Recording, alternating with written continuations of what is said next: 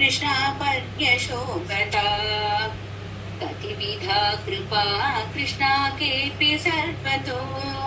धृतदयो नारायण नारायण नारायण नारायण नारायण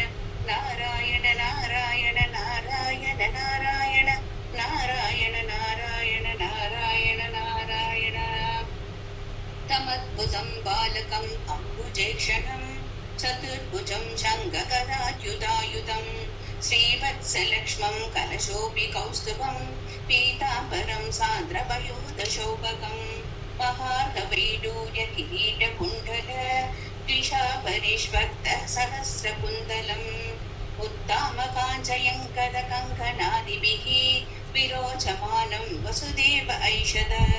देवक्यां देवरूपिण्यां विष्णुः सर्वभुपाजयः आविरासीद्यथा प्राश्यं दिशि इन्दुरिव पुष्कलः बाल्यस्पृशापि वपुषा ददुषा विभूतिः उद्यत्किरीटकटकाङ्गदहारवासा शङ्कारिवारि जगदा परिभासितेन मेघासितेन परिलेसितसूतिकेः वक्षस्थले सुखनिलीनविला